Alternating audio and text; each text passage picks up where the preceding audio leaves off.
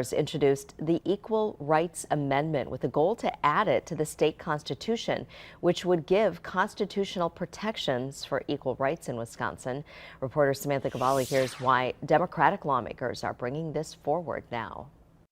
If we had an equal rights amendment in our state constitution, millions of Wisconsinites would gain a right back, one we deserve and one that we will not stop fighting for until we get it again. In a news conference Monday hosted by the Midday Women's Alliance in partnership with members of the Women's Action Coalition, lawmakers introduced the Wisconsin State Equal Rights Amendment to be added to the state's constitution. The ERA would amend the Constitution to guarantee equal rights on the basis of sex, gender identity, race, color, sexual orientation, and more. Think about how many of us can pick one of those things and think of a scenario where we could be discriminated against.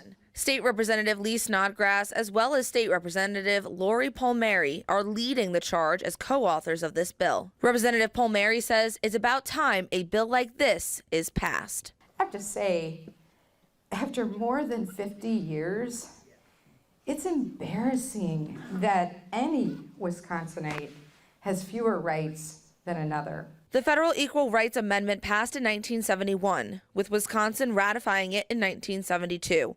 However, an amendment was never passed to add it to Wisconsin's constitution. The Equal Rights Amendment was introduced in 2021 in Wisconsin, but it did not pass.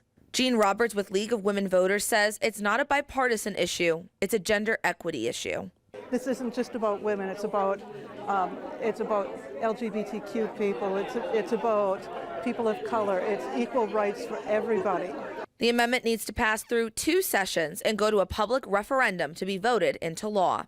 We reached out to multiple Republican lawmakers for their reactions to this bill, but we have not heard back. In Appleton, Samantha Cavalli, Action 2 News.